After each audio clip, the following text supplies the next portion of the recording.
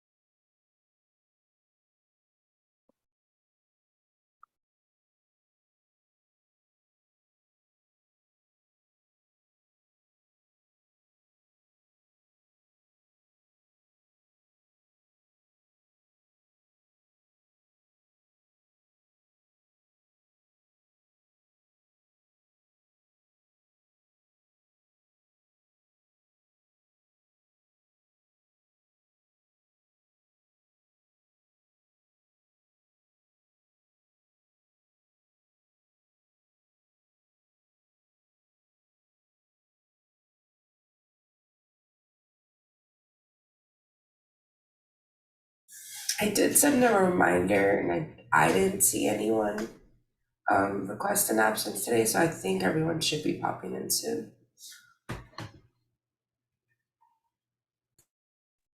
Morning, Helen. Good morning, Melissa. Good morning. Good morning. To get my cursor back to the right screen. I love having multiple screens, but then you got to figure out where your cursor is. That's a good point.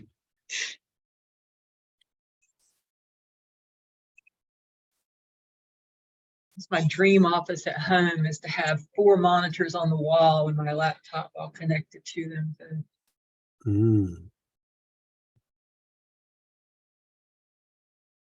think my brother-in-law told me he uses 5 monitors, but he does some like crazy top secret stuff in DoD world. you know. I could do 5 monitors if I could spread them out that way, but I can't do 5 monitors on the wall because my OCD won't allow me to have an uneven. Well, I think he was telling me it's like, I think he has 3 in front of him and 2 behind him, Ah, okay. because 3 of them are on the top secret server and 2 go to the non-secure. I don't know. So whatever, dude. He's like, I Yeah, can't tell you much else about it. And he's like, if my job was half as cool as you make it up to be, I would have the best job ever. It's really boring. Hey, Sorry, Liza. Melissa. Good morning. I'm muted. How are you all? Doing pretty well. Good. Lovely rainy day. I know.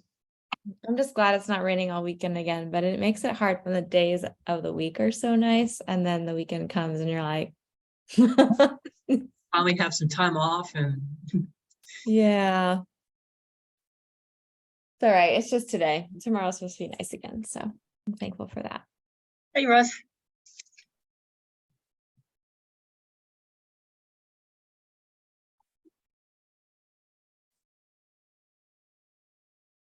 Good morning. Good morning. I got to decide. I moved my office around yesterday, so I've got to decide what background to use. Let's see here. I'm going to show you my amazing 1985 carpet wall. Ah.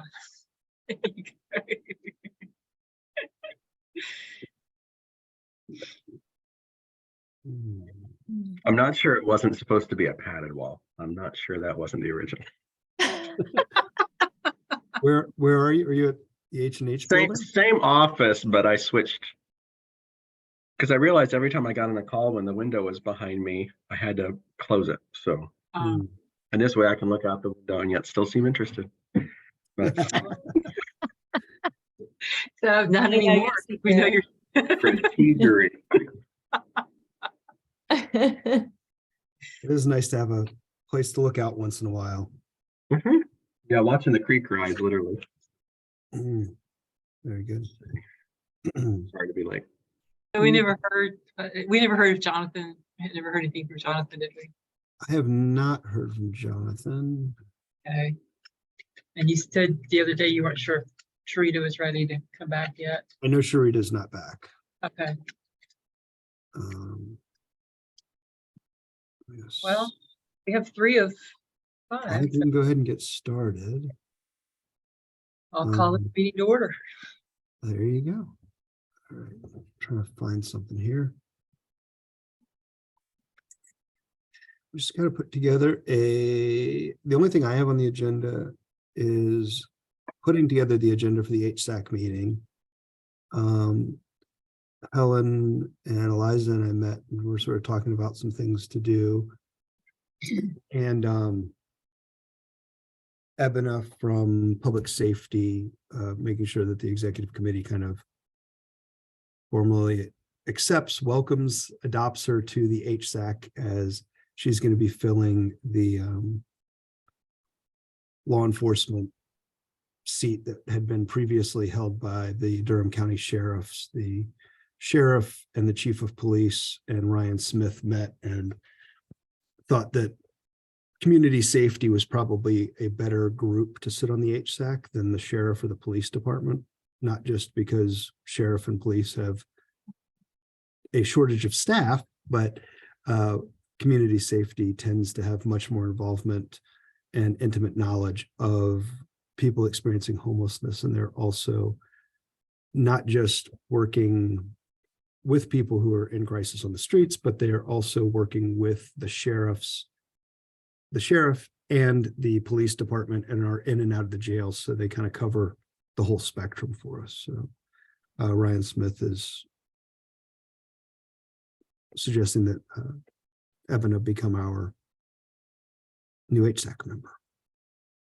This is appointed seat, so it's really not a matter of approval, it's just recognition. So we just have to formally, it came like maybe a couple days before the HSAC meeting in March. And there just wasn't enough time for us as a group to formally, say, yep, we'll accept that and bring it up. So I told her we'd formally do it in April. So we don't have to have a vote as an executive committee. It's just I personally have no reasons to not accept Ebina. Yes, I think that's correct. Cool. So I think we're good on that unless there's heartburn on that. No. And then we just need to, Helen, do you want to start with our sort of talking about what you and Eliza and I were thinking for May, or we want to do Why don't we get the agenda out of the Agenda. way, and then that way we can spend whatever time we have left talking about what we were meeting with about on Wednesday. let me pull up the Instead of having agenda. to rush to, oh no, we gotta do the agenda. Got it. Let me pull up the agenda planning document. Give me a second. I got a feeling I know whose quarterly update is due.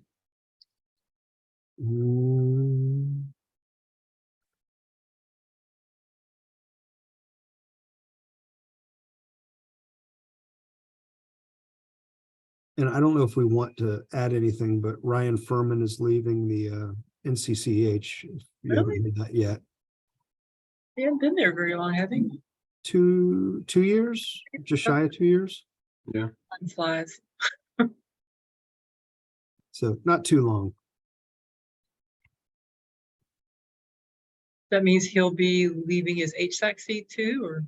He doesn't have an HSAC seat. Oh, okay. He was on there as the non-profit. And I think Russ now fills that seat. Is that right, Russ? Is that the seat you're in? I think that's the one. So he left, he just attends because he's the executive director of, the executive director of NCCH, and NCCH is the HMIS lead agency. So he kind of attends A lot of them. equivalent, it's equivalent to like Lloyd, me, Melissa, and Ruby. Oh, real quick, good morning, Humphrey. Welcome to our executive committee meeting. Just didn't want to ignore you. Hey, good morning. How are y'all? Good. Good, good. All right, so if you can see my screen, we can do our agenda here. And you are correct, Helen. It does look like it's executive committee update.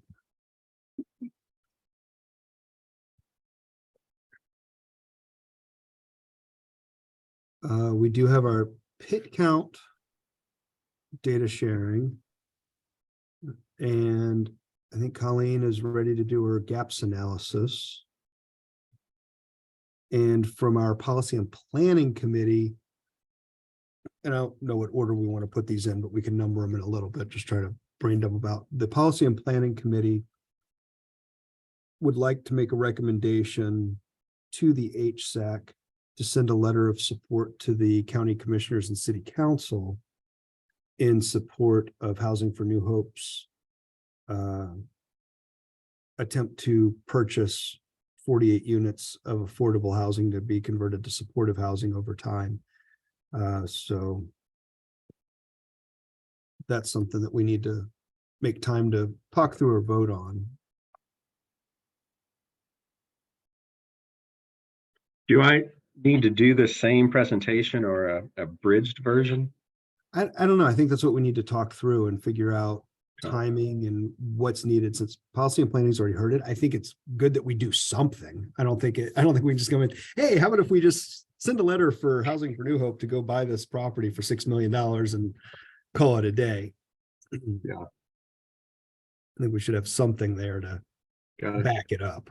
Honestly, you've probably done this presentation or something similar so many times you could do it in your sleep, but there's still a lot of people on HSAC who've not heard it. Oh, yeah.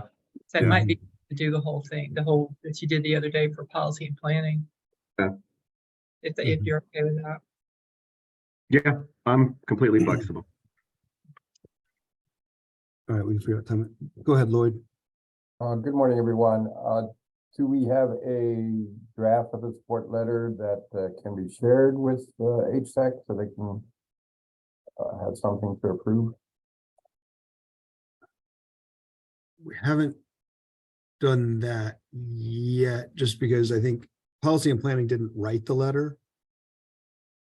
It would be asking the chair to sign a letter and write the letter. So I guess, I don't know. I'll leave it for discussion whether or not we want to try and get a draft letter out for people to review, but that's assuming HSAC is going to approve it. That's kind of a little presumptive. And I Yeah. think it maybe puts the cart before the horse a little bit. We have time, right, Russ? We have What's one, that? we have Hey. time. There's one more HSAC meeting before, or no?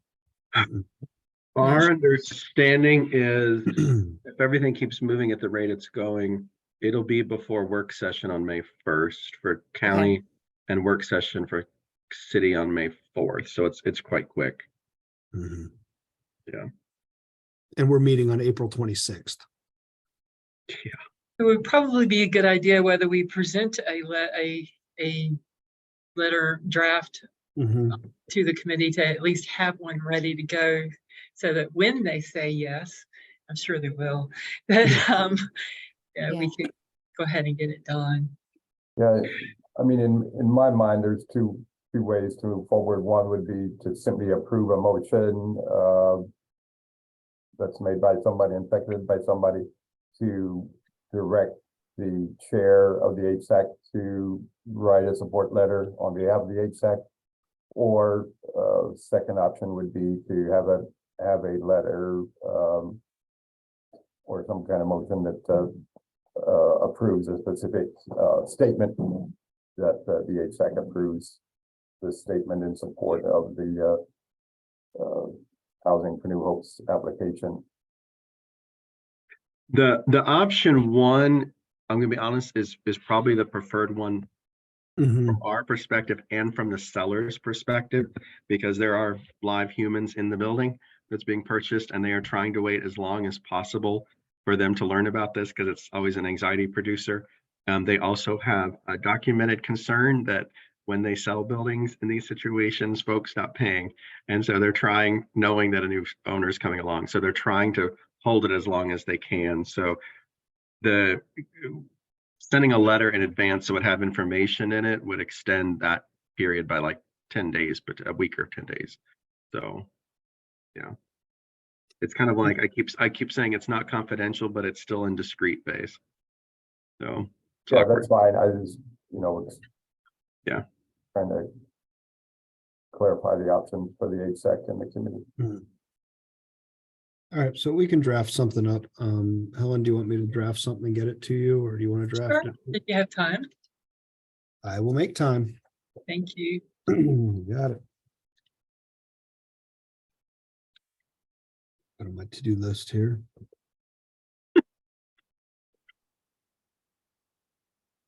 Russ, that purchase price is 6,050,000. Is that right? Yes. So I make sure I put the right dollar amount in. 48 units, right? Yep.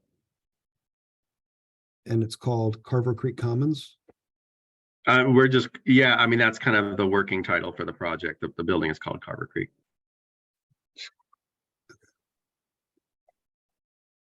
All right, I can draft something up for Helen. And that was about 20 minutes you spent, Russ, Mm-hmm. took the last time? Yeah.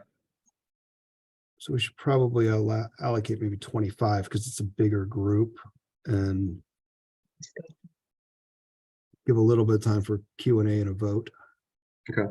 Or do you think we need to go to 30? I can try and tighten up a little bit. Yeah, I can try and tighten up a little bit.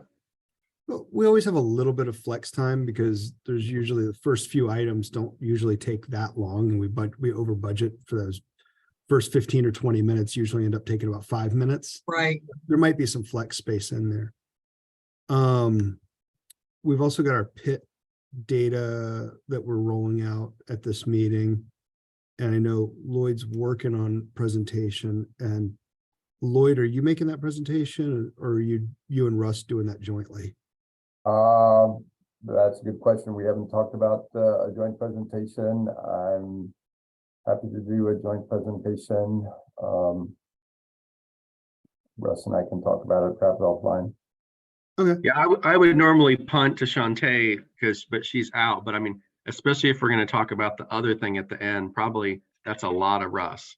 So I'm happy for Lloyd to take lead, and if he wants Ricky or someone to help, we can arrange that. But Okay. I think it's fine for us not to. Yeah, that's too much from one person. All right, Lloyd, what do you think time-wise you'll need for that? We probably can get through it in 15 minutes. Let's put 20 just to be on the safe side. I can cut it down. And then we've got Colleen doing her gaps analysis. That didn't take a full 30 minutes when she gave it to policy and planning. But we'll leave it there. I'll double check with her how much time she wants on that. So right now, everything on there takes up the full time of our meeting. Mhm. And housing, we keep putting this housing first training education piece on here. And Melissa found something that, Melissa, do you remember off the top of your head what that email was that triggered us thinking about that?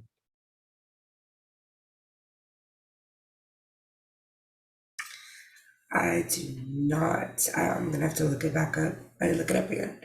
All right.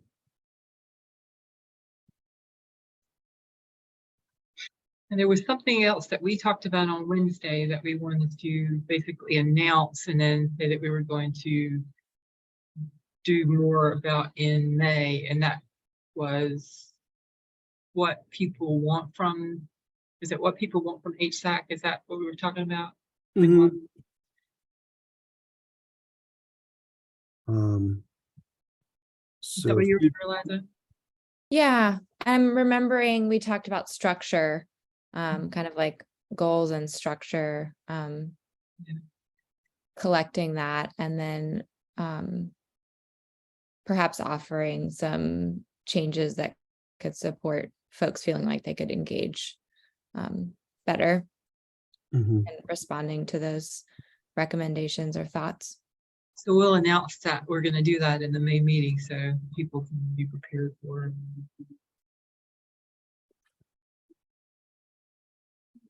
I did find that email, so this has to do with the Housing First implementation through the by name list referral process for the Cross COC Housing First evaluation. It was an email from Lloyd in February. So it's about the Housing First evaluation. Yes. Have we gotten through all that work yet, Lloyd? Yes. Maybe we can. Maybe we should do that in May. What do you think?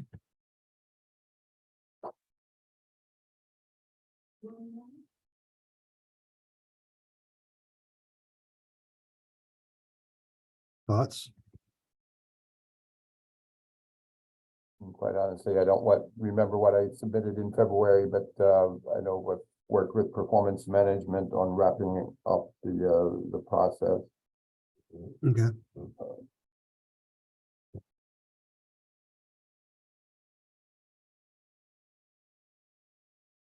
And then we've got, so in our, so Helen, Eliza, when we were talking the other day about this,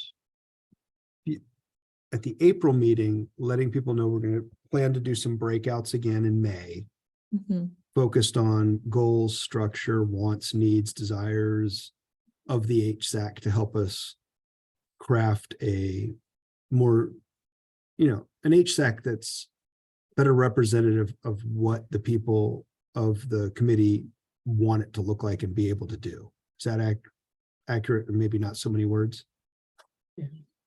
Yeah, I think so. Okay. I think the kind of understanding there's this like really broad purpose.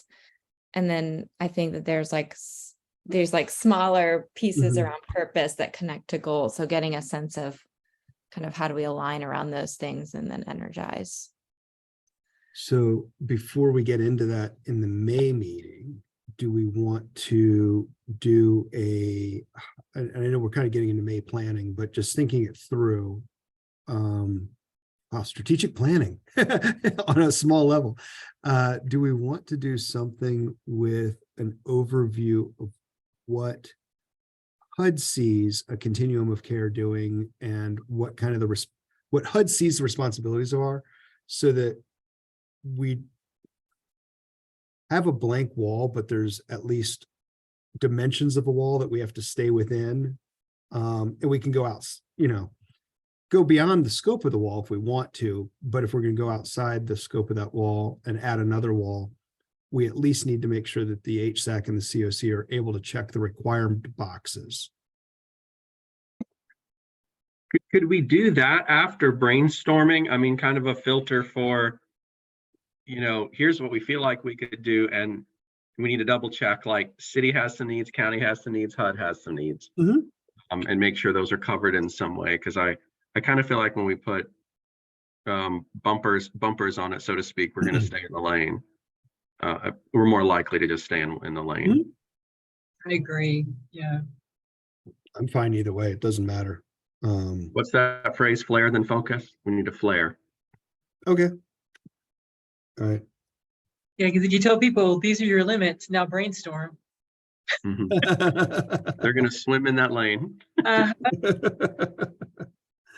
All right.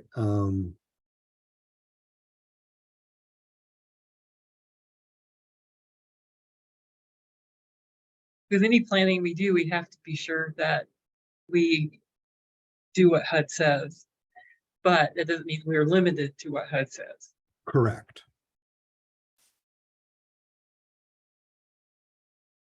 And this could be COC, HSAC, and lead agency roles too, which sort of goes to one of those things that we've talked about. Sort of doing that training, like who does what and why and when. Right. And sort of incorporate that into that in May. Yeah. Okay. So it looks like a pretty full agenda. Mhm. Colin, quick question. I'm kind of taking us back to this conversation around the presentation from Housing for New Hope. Mhm. We had done this breakout group and had those 3 recommendations that were going to go to city council. Mhm. And you were writing a letter. Do you mind sharing that if that's been written? It has. And sent. And It if has. I'm just thinking about how there are clear connection points to what Russ will be presenting to the items that we prioritized in that letter. And I think it would be helpful to make that connection. Mhm. Whether it's someone speaking up during the meeting or kind of making that connection that these are some recommendations we made as a group to city council, and here's actually something that's coming forward that's falling within that. To tie it back to like, this is also what we heard from folks as a reminder. I think that would be helpful. But yeah, I think having the letter, if I could read the letter, I'm happy to, make those connections too, following a presentation. A good suggestion. Helen, do you want to, since you wrote and signed the letter, do you want to do it, or do you want Eliza to take it and sort of, I think it's sort of introducing Russ to talk about this and say, if I'm hearing you correctly, Eliza, what you're suggesting is saying, hey, we sent a letter to city and county leadership saying we want X number for these things. Here is actually a viable project that potentially will check off this box and will require some assistance from supportive services down the road box as well. So in order to help actually create here's the wish list. Now our wish list is coming to fruition. Russ is going to say, here's a way of, taking those 100 units that we asked for permanent supportive housing. Here's a way of knocking 48 units off that box at a fraction of the cost that was projected in the letter that was sent to the county commissioners. Is that Yeah, I what think you're thinking? yes. And I had more thought about it in terms of following a presentation when there's like questions and feedback. I would be willing to kind of say, I think that feels more natural versus like an executive team member saying before the presentation happens, this is really great, and so kind of, again, like pushing the conversation. So I had imagined more that like having a letter like that could set me up. And in just thinking about the conversation that had happened around that item, I thought about that letter, and having that letter can kind of equip me and others, but also just like thinking about the ways we connect back to items. Like we said, we were going to approve the letter. And so how do we then like, yes, it's great that the letter is out, but how do we also remind folks, here's what we said, and we did this process and we did this together, and how does that become a thread that like reminds us to continue forward with those priorities in mind? So I'm totally happy if Helen wants to present it. I was kind of stating more like having that as a reading material and to be able afterwards to kind of get the conversation going or sharing some feedback, that letter would be helpful for me to have. I will send that letter right now to the executive committee. So you have it. I'm just going to send you the one that went to the county because it's the same letter to the county and to the city. It's just one's addressed to Chair Howerton and one is addressed to Mayor O'Neill. Great. So I'll send that letter, and I'm fine however you all want to do it. Yeah. I don't need Helen, to- do you have thoughts? Yeah, I think it's a good idea. I'm gonna turn my phone over. I keep getting distracted by emails coming in, sorry. One was from somebody I was looking forward to hearing from. I was like, oh, no, can't do that now. Sorry about that. No, I understand that.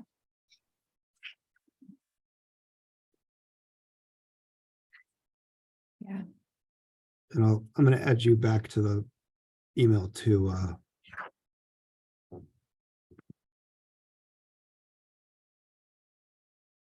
Helen. I know you wrote it, but just so. I edited it. Y'all wrote it. I Well, edited, yes, you edited it and sent it. It's your signature. right. But I did edit it.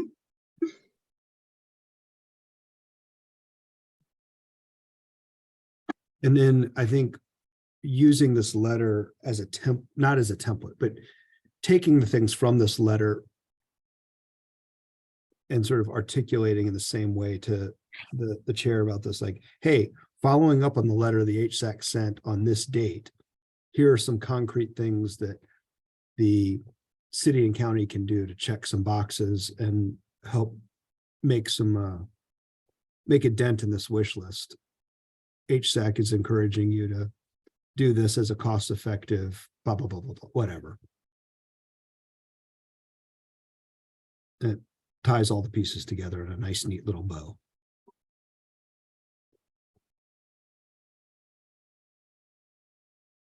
All right.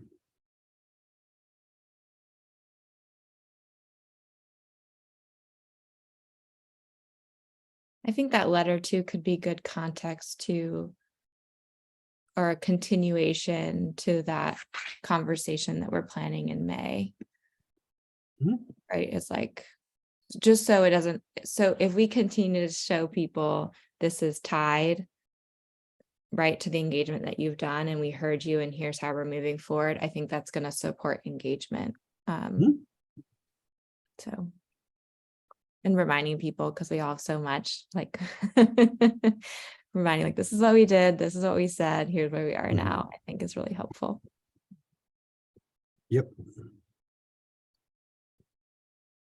Cool. All right. Good job, team. Good job. All right. Other things that we want to go over? I think we've got our agenda.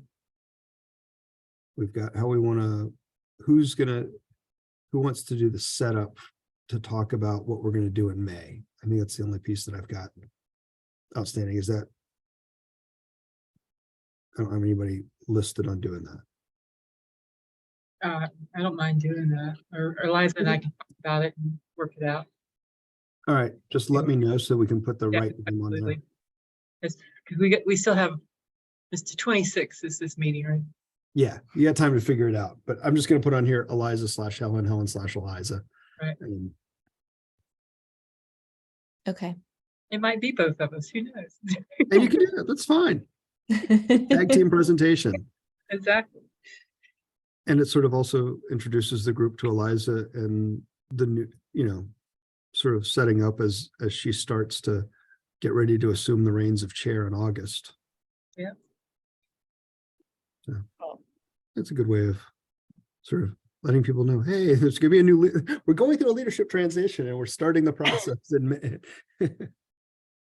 Getting people used to this. Cool. Speaking of All right. What's that? Speaking of transitions, Yeah. when do we need to start looking at our next vice chair? Now, That's what I thought. yes. We need to start talking through and thinking through who do we want to reach out. And I know Ebony Thomas had said she'd be interested in doing it once she came back from having her baby. So maybe we can start there. Yeah. You want me to reach out to Ebony, see if she's interested? Is she still interested? Yeah. That'd be Okay. great. I don't know that there's a term limit on secretary. I'll have to go look, but I historically. remain ever hopeful there is. What? I remain hopeful there is. Even if there isn't one, you can set a term limit if I'm not doing this again. So that's the other question, Russ, is historically the secretary has run for vice chair and vice chair then becomes this. It's been kind of a 3-year progression. There's And too many conflicts for me to do anything other than secretary. I'm not I don't gonna mind. Right now, I'm okay thinking another year would be fine if we're still comfortable on the conflict side. Vice chair is the easiest role, to be honest. I just don't know that I could be chair. Right. I think there's too many overlaps for us. There's just no way. And I think somebody, I want to say more from the community, not one of the providers, makes a lot of sense in that role. Mhm. So All right, so you are interested in running for secretary for a second term, assuming there isn't like a 1-year limit on that. Is that what I'm hearing, Russ? yeah, I mean, if somebody really wants to do it, and I'm not being funny, I'm being completely Yeah, serious. no, I If know. somebody's like, oh, you get to be on the executive committee, that's fine. All right, if I hear anything, I'll let you know, but right now I'm not gonna go out hunting for somebody to run for secretary. We could just also make the announcement at the April meeting that new officers will be upcoming and that we would need, the 2 positions would be secretary and vice chair, if anyone's interested. I completely agree with that. Just historically, every time we do that, nobody really steps. It's rare to find true, but- one. It's rare to find one. If it's rare to find 2. No, people prefer to be asked directly. Yes. But still, it never hurts to let people know this is coming, so. Yeah. I will put that on the agenda planning document as well, just through an announcement about upcoming elections. Colin, are you able to share that agenda planning document or like copy and paste today's agenda and what we plan for next month into an email to us? Yeah. That would be really helpful. I think just like, thinking about the follow-up conversation with Helen and kind of keeping up with what's to come. It's probably having easier access to to that. cut and paste it because it's kind of in a SharePoint and the city Sure. SharePoint system gets yeah. really wonky with outside people. Yeah. Yeah, Um, I think doing that and then, after executive meetings, I think would be helpful with any like, here's the to-dos we agreed upon before the next meeting. Sure. I think could be really helpful for me, because when I go back next week and say, I'm supposed to reach out to Helen, but oh yeah, about what? That will help. Sure. There's Jonathan. Hey. Yeah, my apologies, everybody. Sometimes when you get on the phone, it can be very hard to get off the phone. So I sincerely apologize and hope I haven't missed too much. Well, We'll let you know if you signed you 2 in a minute. So. Oh, that's what happens when you show up late. Stuff rolls downhill, right? it's a 20-minute presentation, but we have confidence in you. All right. You got 2 weeks, a week and a half, right? Do I get to know the topic ahead of time or is it like spontaneous? Depends how the rest of the meeting goes.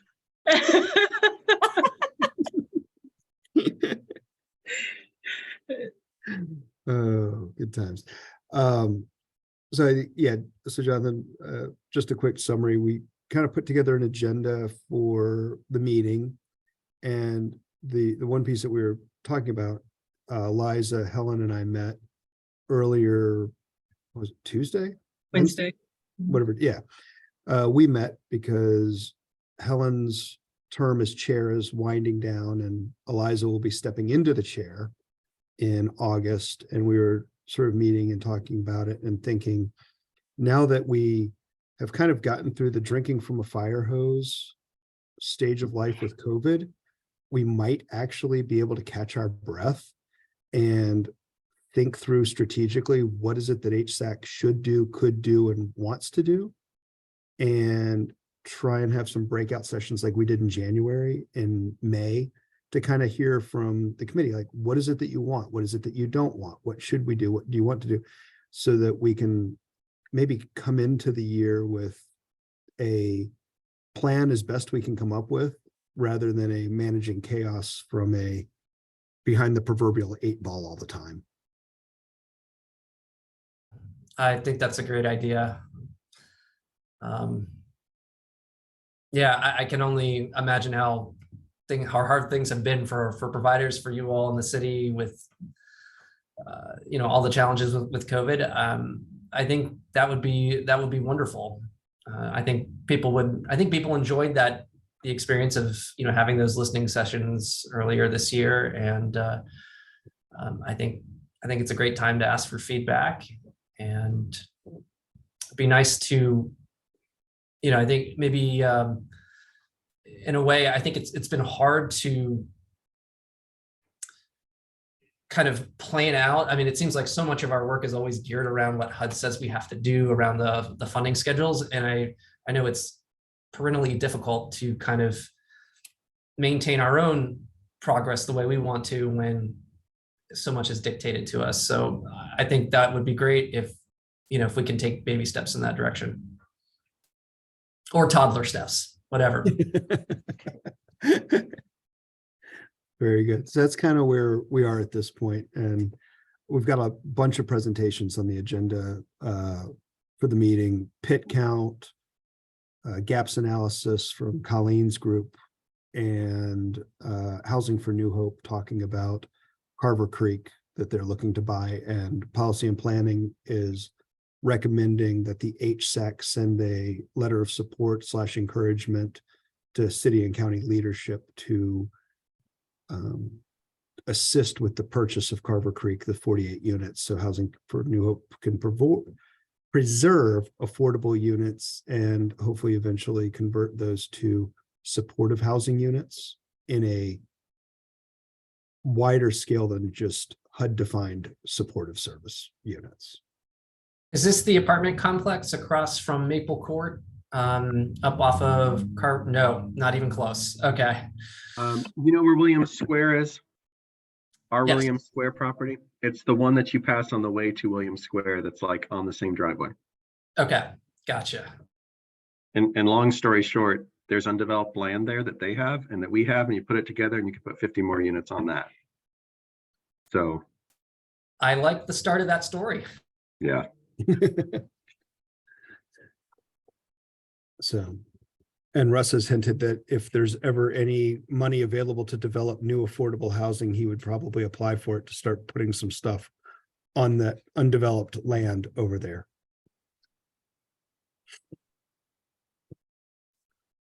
So there'll be a presentation. So that's kind of where we are in a nutshell, I think. Did I miss anything?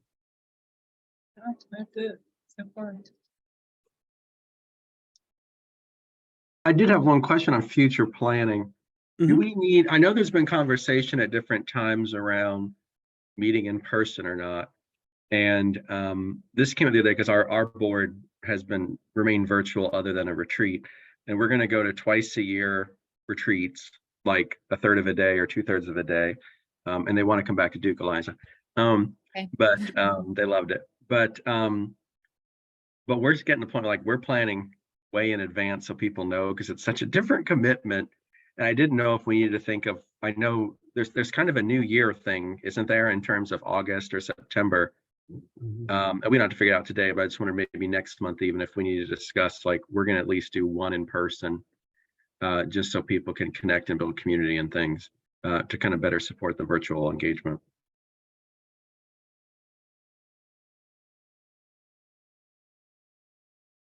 And I don't know what city and county regs are about in-person meetings at this point. If there's a lot of it, probably is a logistics issue, if anything.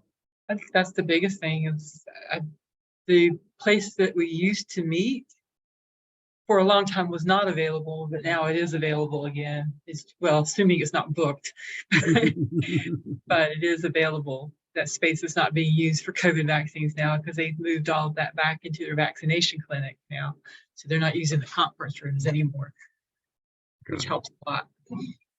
Well, So there's parking that is an issue.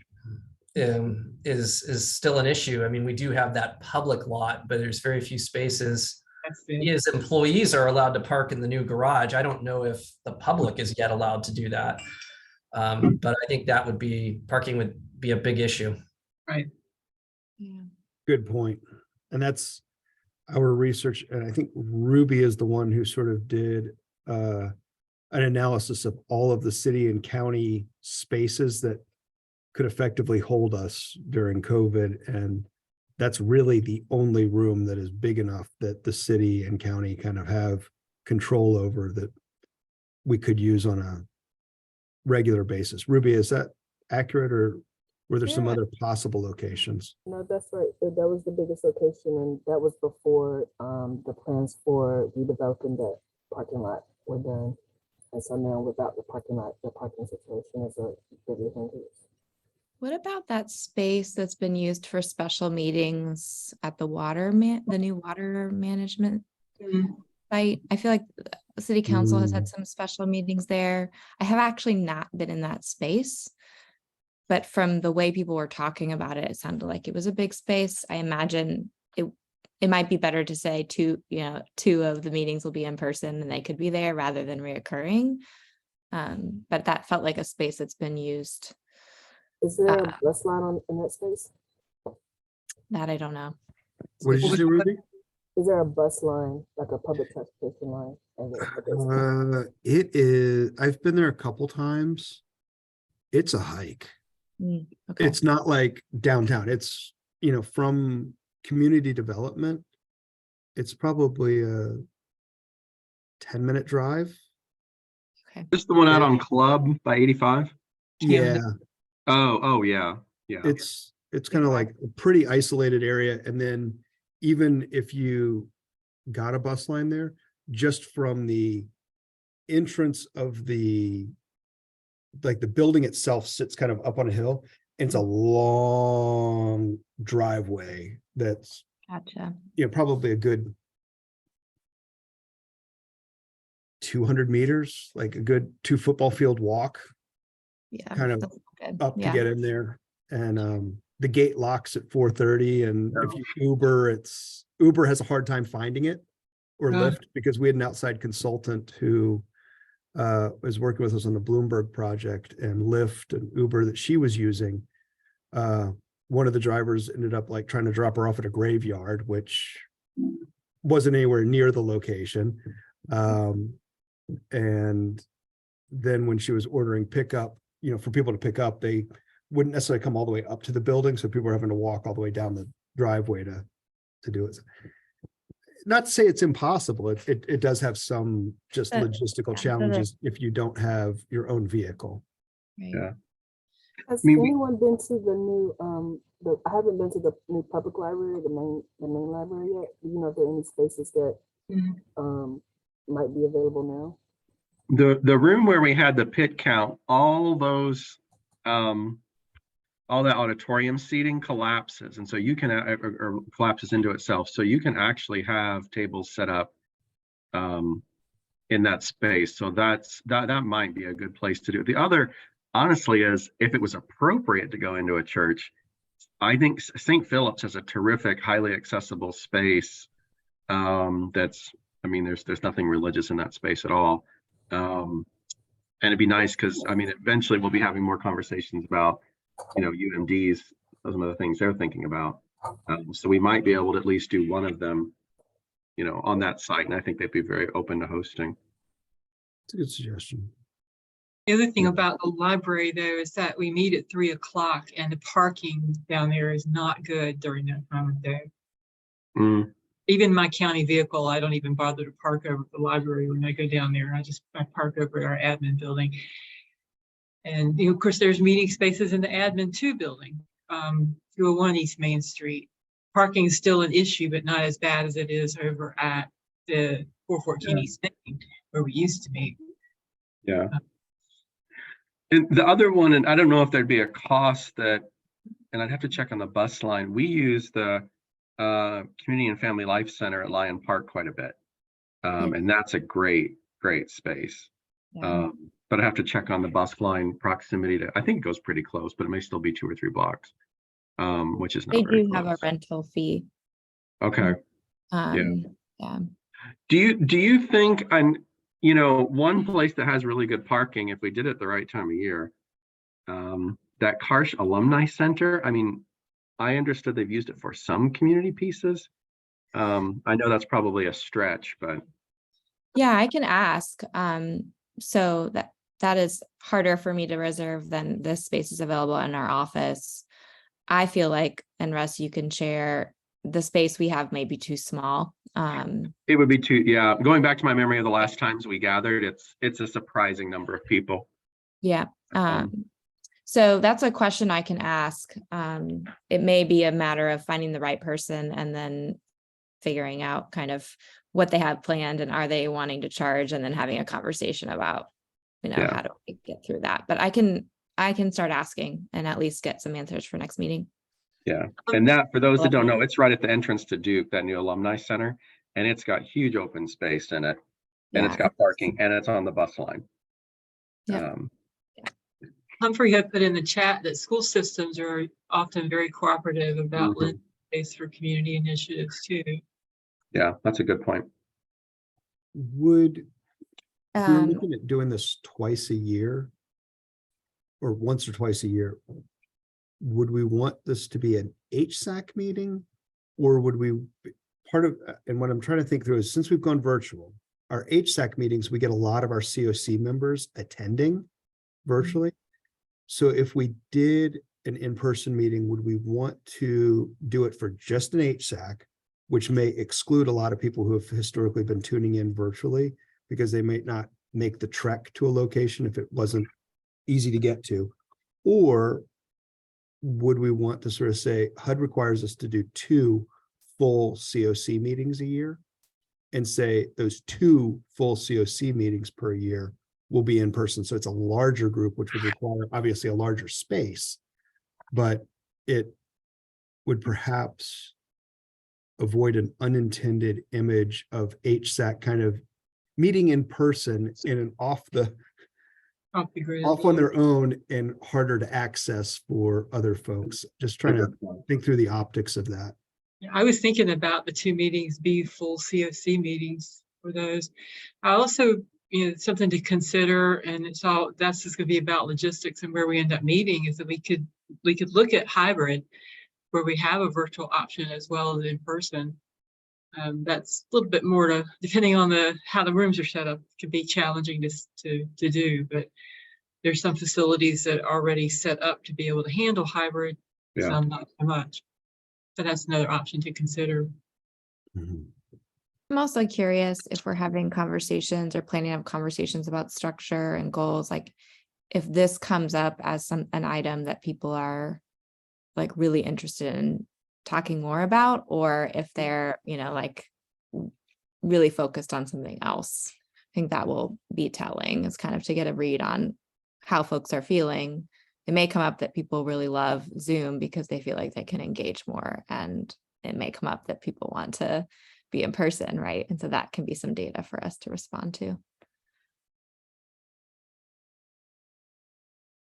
I would Yeah, I agree. never really thought I'd like online meetings so much until I realized I don't have to travel to get there. And that's the Yeah. upside. The downside is you finish one meeting at 11, go right into your next meeting at 11. Well, there's also something very, I think, egalitarian about a virtual meeting. I mean, we all have our box on the screen. There's not a table where only the members are set up, seated. So, I think in some ways it kind of diffuses some of the old power dynamics that existed. And I'm with Helen on that as well, that I like not having to travel. But I do like the dynamics of a live meeting, though. There's just the energy in the room is usually different than online until everybody starts talking at once. And just thinking through the logistics, if we tried to do our May meeting where we want to do breakout groups in a live meeting, That would be that would challenging. be a nightmare to do, because you got all these little groups to go into different corners and everybody's talking at once and No one trying to, hears anybody. and trying to herd everybody back together to sort of break out and share things. That is, I think, And you the can't point. kind of force the issue of getting everybody back together on a Zoom meeting in breakout. Exactly. Yep. So I think Yeah, I think Eliza, you're right. Let's see if anything naturally percolates out of our feedback session, see if that's anything that even comes up.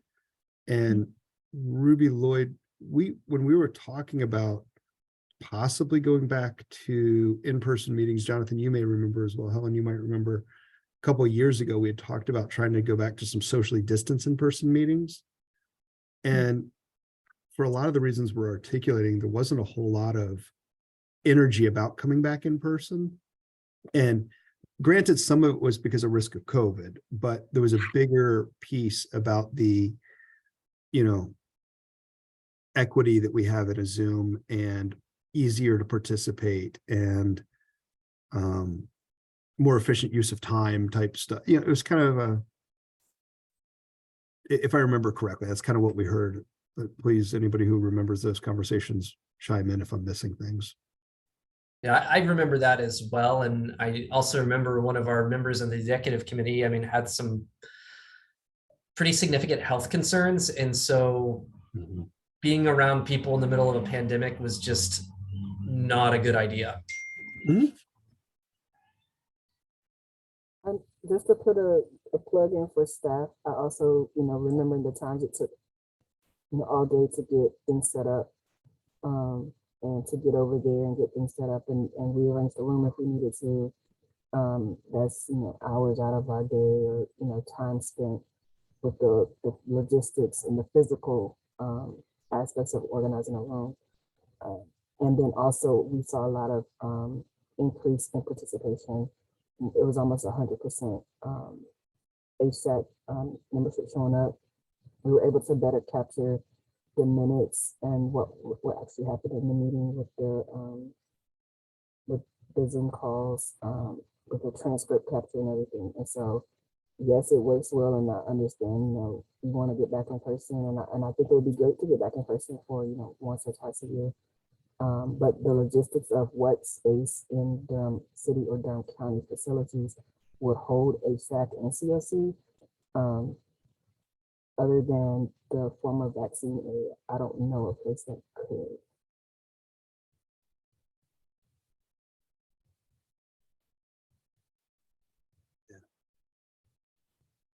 And then also the AV capabilities of that room, where there's only one microphone, and it's just very limited ability. It was tough running around there with the microphone. I just remember that. That is a really good point, Ruby. I forgot about the microphone, because that room is big enough and a lot of people aren't able to project without the microphone in that room. Yeah. So I was going to suggest. I'm almost back to okay, so maybe we just have an open house one day at community development. If we want to see people in person, drop by and we'll be there for 2 hours. We'll provide snacks. No, in all seriousness, it doesn't seem to make sense. So, yeah. I would speak in favor of doing 1 or 2 meetings a year in person. I do think we are not virtual people, we're real people. And I think Durham's a small enough community geographically that people can come together. And, I lament that, I've never met Eliza in person, for example. It's great to see her face on the screen, but, I'd like to see her in person. And I think for me at least, I remember people much more vividly when I've actually met them in person rather than just on the screen.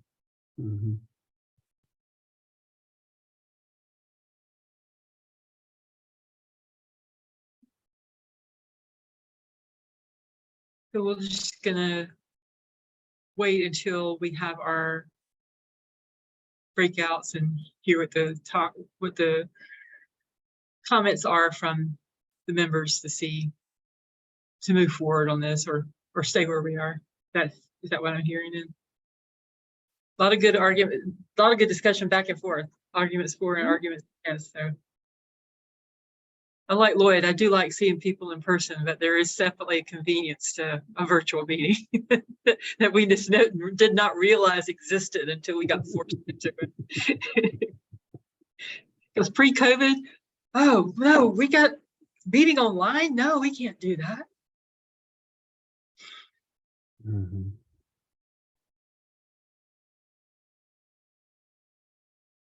Okay. Well, it is almost 11 o'clock. Is there anything else that we need to talk about? I don't have anything on my agenda, and I'll email out the cut and paste. I'll just cut and paste our rough agenda that we have there. Obviously, it'll get some meat and bones put on it as Melissa formats it, and Yeah. we may play with the order of it a little bit, but I think we'll start with the it almost kind of seems to like start with the pit count and the gaps analysis, because it kind of feeds on all the other stuff, feed on that piece, at Agreed. least to my simple brain. Thank you, Colin, for sharing that. All right. Well, if there is nothing else, then I will take a motion to adjourn. I'll make a motion to adjourn. I second that motion. Thank you. Thank you again, Humphrey, for joining us today. You are all dismissed. Have a good weekend. You Have a good too. one. All right. Bye all.